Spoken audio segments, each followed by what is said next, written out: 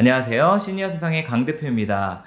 자, 오늘은 요양보호사뿐 아니라 요양원이나 주간보호센터 그리고 방문요양시설에 소속된 사회복지사 및 간호조무사 등 장기요양 요원들이라고 하죠. 이 장기요양 요원들이 근로하면서 가장 힘든 점은 무엇이고 어떤 해결책이 있는지 정부의 지침에 근거해서 말씀을 드리겠습니다. 앞으로 장기요양 기관에서 근로할 계획을 가지고 계신 분들 혹은 현재 근로에 있어서 말 못할 고충이 있는 분들은 오늘 영상 꼭 끝까지 시청을 하시면 조금은 도움이 되실 겁니다.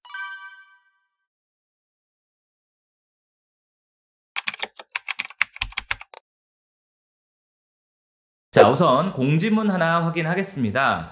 장기요양 종사자 고충 상담 안내. 사실 이 안내문은 최근에 매년 한 번씩은 올라오고 있는 것인데요.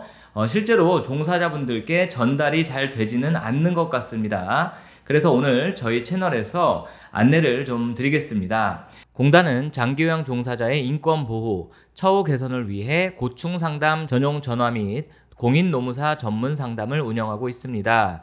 상담과 도움이 필요한 경우 적극 이용해 주세요 라고 하고 있죠. 여러분이 근로하면서 참 어려운 부분이 바로 노무 관련된 내용인데요. 사실 이는 사업주도 정확히 알지 못하는 경우가 많아서 노사 간의 분쟁도 많이 발생하고 있죠. 자, 상담 대상은 장기요양 종사자입니다. 여기서 대표자와 시설장은 제외입니다.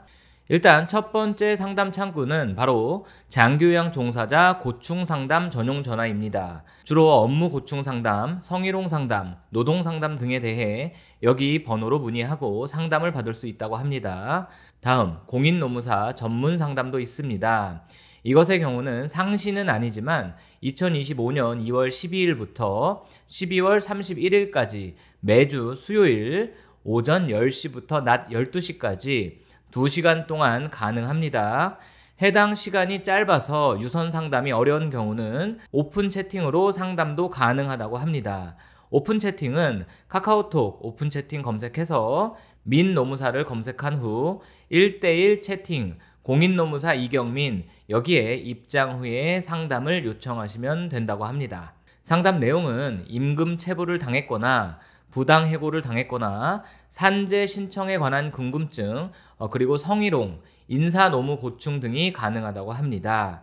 이 노무 상담의 경우는 시간이 한정적으로 정해져 있다 보니까 미리 상담받을 질문을 메모를 해두었다가 시간을 딱 맞춰서 전화하시면 좋을 것 같습니다. 자, 일단 올해도 이렇게 장기요양 요원들을 위한 고충 상담 안내문을 공지를 해드렸습니다.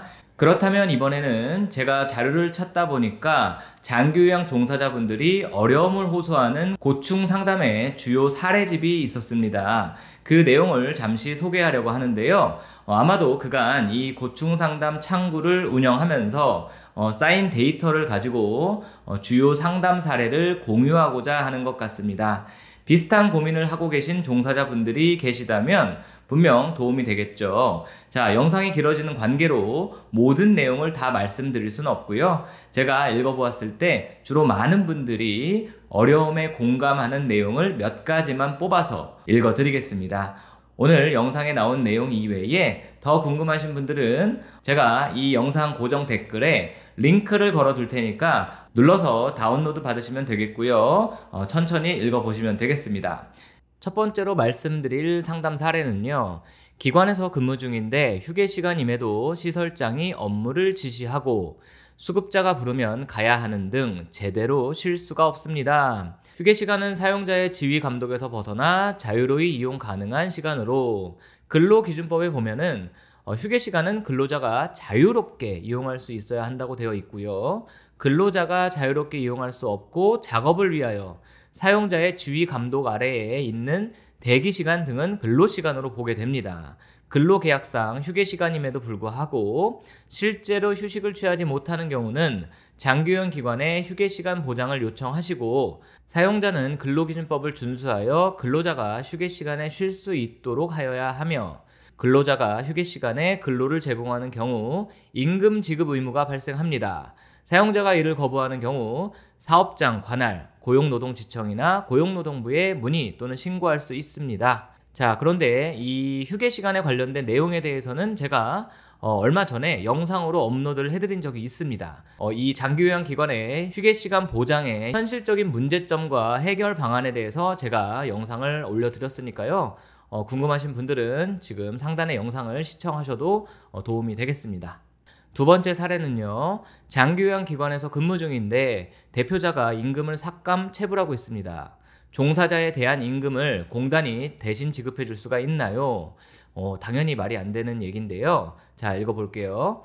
임금은 사용자와 근로자 간 계약 체결에 의해 지급되며 공단의 직접 개입은 불가합니다. 장기요양 요원의 인건비를 포함하고 있으므로 장기요양 기관은 공단으로부터 지급받은 급여 비용 중 일정 비율을 장기요양 요원의 인건비로 지출해야 합니다. 즉, 제가 종종 이야기하는 장기요양 종사자의 인건비 지출 비율을 이야기하는 겁니다. 나아가 공단은 장기요양 기관의 인건비 지출 비율 준수에 대한 사항을 점검하고 실질 임금으로 연계될 수 있도록 계도하고 있습니다. 오늘의 주제와는 관계는 없지만 장기요양 기관의 종사자 인건비 지출 비율은 거의 최저임금 수준에 맞춰 있다는 것, 그것이 바로 장기요양 종사자들의 임금이 인상되지 않는 이유인 것이죠. 절대로 원장님들이 종사자들의 인건비를 다 착취해서 지금 최저임금 수준의 임금밖에 안 된다. 이것은 잘못된 이야기입니다.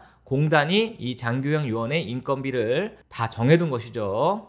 이런 내용에 대해서도 궁금하신 분들은 또 상단에 영상을 올려드릴 테니까 눌러서 시청하시면 도움이 되겠습니다. 자, 조금 더 읽어보면 임금은 근로조건 중 하나로 근로계약 체결 시 임금과 관련된 구체적인 사항을 명시하도록 규정하고 있으며 임금을 지급할 때 근로자에게 임금의 구성 항목, 계산 방법 등이 포함된 임금 명세서를 교부해야 합니다. 아직도 임금 명세서를 받지 못하는 그런 기관은 없겠죠. 카톡으로 임금 명세서를 받든 이메일로 받든 아니면 종이로 받던 임금 명세서를 꼭 받으셔야 합니다. 그 임금 명세서에는 임금의 구성 항목이나 계산 방법 등이 모두 써 있어야 합니다. 참고하세요. 자, 그리고 사용자가 임의로 근로자의 임금을 삭감할 수가 없죠. 만약 임금 삭감 등 근로계약의 내용을 변경할 때에는 반드시 근로자의 동의가 필요하며 근로계약서를 새롭게 체결해야 합니다. 자, 그래서 근로계약 내용과 다르게 임금을 적게 지급받거나 임금을 체불하는 경우는 건강보험공단에 전화해도 소용이 없습니다. 사업장 관할 고용노동지청 또는 고용노동부에 문의하시고 또 신고를 하셔야 합니다. 자, 다음 사례는요. 수급자의 사정에 의해서 서비스가 중단되고 저는 원하지 않는데 일이 없어 그만두었습니다. 해고 아닌가요? 자, 방문요양에 관련된 이야기죠. 자, 근로기준법상 해고는 사용자의 일방적인 의사로 근로관계를 종료하는 것을 의미합니다. 따라서 병원 입원 등 수급자의 사정에 의하여 급여 서비스가 중단되는 경우에는 해당 수급자에 대한 서비스 제공이 중단된 것일 뿐 사용자와의 근로관계가 종료된 것이 아니기에 근로기준법상 해고로 볼 수는 없습니다. 다만 수급자의 서비스 중단을 사유로 기관에서 일방적으로 해고 처리했다면 정확한 판단이 필요해 보입니다. 본인의 의사와 상관없이 사용자가 정당한 사유 없이 일방적으로 근로관계를 종료한 경우에는 부당해고에 해당하여 사업장 관할 지방노동위원회에 부당해고 구제 신청을 할 수가 있으며 실업급여 지급 요건에 해당될 수도 있습니다. 근로자의 자발적인 이직 퇴사는 고용보험 가입기간, 평균 임금, 연령 등에 따라 실업급여 수급 자격이 제한될 수도 있으므로 관련 부처인 사업장 관할 고용복지플러스센터나 고용노동부에 문의하셔서 정확한 안내를 받으시기 바랍니다. 정말 되게 애매하고 어려운 이야기죠. 방문요양 하다가 수급자가 병원에 가시거나 수급자가 돌아가시거나 해서 서비스가 중단됐을 때 사실 이 부분에 대해서는 대부분의 센터가 근로계약서에다가 이렇게 수급자의 이러이러한 사정 때문에 서비스가 중단될 때는 근로계약이 자동적으로 종료가 된다라는 내용을 명시를 해두고 있습니다. 자, 그래서 만약에 이 부분에 대해서 근로자가 인정할 수 없다라고 한다면은 이것도 마찬가지로 건강보험공단에 이야기를 해봐야 소용이 없다는 겁니다. 고용노동부에 상담을 의뢰하시고 알아보셔야지 해결을 받을 수가 있는 겁니다. 네 번째 사례를 보면요. 기관에서 근무 중 대표자가 바뀌었다고 해서 근로계약서를 다시 썼는데 퇴직금 지급 대상이 아니라고 합니다. 기존의 근무 시간이 인정되지 못하는 건가요? 법인의 경우 법인 자체가 사용자이기 때문에 대표자 변경으로 근로 관계가 단절되지는 않지만 개인 사업자의 경우는 대표자 이퀄 사용자이기 때문에 대표자 변경으로 인한 근로계약서 제작성 시에는 기존 사업주와 근로 관계가 종료되고 새로운 근로계약이 체결되는 것으로 봅니다. 다만 사업장의 영업 양도가 포괄적 양도 양수에 해당이 된다면 근로관계 역시 그대로 승계되는 것이므로 대표자 변경 전후에 근로기간이 하나의 계속 근로로 인정될 수 있습니다. 자, 포괄적 승계 시에는 계속 근로기간, 임금, 취업규칙 등 모든 근로조건에 관한 사항이 그대로 승계가 되어 기존 근무기간이 인정되며 퇴직금, 연차휴가 등을 대상이 되는 경우에는 모두 받을 수 있지만 포괄적 승계가 아닌 경우에는 기존 사업주와의 근로관계가 종료되고 새롭게 근로계약을 체결하는 것이기 때문에 인정되지 못합니다. 따라서 대표자가 바뀌는 경우 새로운 근로계약을 체결하기 전 계약 당사자인 근로자 스스로 포괄적 승계가 되는지 여부를 확인해야 합니다. 사업장의 대표자가 변경되는 경우가 종종 있죠. 그런 경우에 모든 계약 조건들이 포괄적 승계인지 아닌지 잘 따져보셔야 하겠습니다. 자, 다섯 번째 사례입니다. 며칠만 더 근무하면 1년으로 퇴직금을 받을 수 있는 상황인데 갑자기 일방적인 해고 통보를 받은 경우 많은 방문 요양을 하는 요양보호사 분들이 이 문제를 겪고 있다고 하더라고요. 사실 저희 기관에서는 이런 일이 없거든요. 당연히 1년이 지나서 퇴직금을 받을 수 있는 조건이 된다면 방문 요양보호사라고 하더라도 퇴직금을 지급해 주어야 하겠죠. 사용자는 근로자에게 정당한 이유 없이 해고, 휴직, 정직, 전직, 감봉, 그 밖에 징벌 하지를 못한다 라고 명시하고 있습니다. 그리고 사용자가 해고일로부터 최소 30일 이전에 해고를 해야 하고요. 해고 사유 등의 서면 통지가 없는 경우는 그 해고는 무효라고 규정하고 있습니다. 자, 결론은 정확한 답변을 여기에 써주지 않았는데요. 이것 또한 결국은 건강보험공단이 아니고요. 고용노동부에 문의를 하셔야 하는 겁니다. 자, 마지막 사례 한번 보겠습니다. 근무 중에 다쳐서 병원에 입원하게 되었는데 기관장이 유급병가는 없다며 무급으로 쉴 수 있다고 합니다. 공단에서 30일까지 유급병가를 준다고 알고 있는데 어떻게 해야 하나요? 자, 공단에서 규정하고 있는 유급병가는 장기요양급여비용 산정과 관련된 것이며 반드시 유급으로 병가를 주어야 한다는 것은 아닙니다. 많은 분들이 좀 헷갈릴 수 있는데요. 이 병가에 관한 규정은요, 여러분들이 근로하는 기관의 운영 규정, 이것을 읽어보셔야 합니다.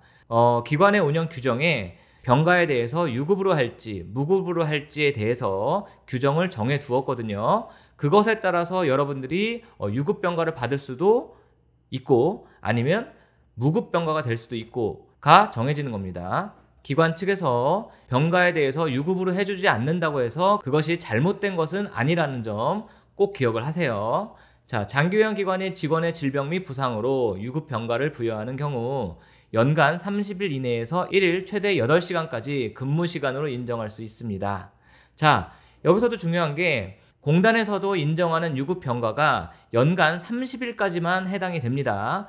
즉, 여러분들이 1년 동안 병가를 30일 이상 낼 수 없다는 겁니다. 자, 대표적인 상담 사례 몇 가지만 소개를 해드렸습니다. 저도 채널을 운영하다 보니까 다양한 댓글들을 읽어볼 수밖에 없는데요. 많은 분들이 임금이나 휴일수당, 퇴직금 등에 대해서 문의를 하고 계십니다. 자, 그런데 오늘 한 가지만 꼭 기억을 하시기 바랍니다. 여러분들의 근로계약과 임금 및 퇴직금 등에 관한 문제는 사실 건강보험공단에서 해결을 해줄 수가 없는 일들입니다. 한마디로 관할이 아니라는 이야기입니다. 건보공단은 장기요양보험 재정을 관리하고 기관 측에 장기요양급여를 지급해주는 곳이기 때문에 그 요양급여의 쓰임에 관해서 포커스를 맞추고 있는 곳입니다. 여러분들의 노무나 임금 등에 관한 사항은 사실 사업주와 근로자 간의 계약인 것인데요. 이런 내용들을 정확히 판단을 하는 기관은 바로 고용노동부 혹은 사업장을 관할하는 고용노동지청에 문의하시고 알아보셔야 하는 겁니다. 이 내용 꼭 기억을 하세요. 자, 오늘 내용은 여기까지 하겠습니다. 내용이 좋으셨다면 좋아요만 한번 부탁을 드립니다. 그럼 다음 영상에서 뵙겠습니다. 시청해주셔서 감사합니다.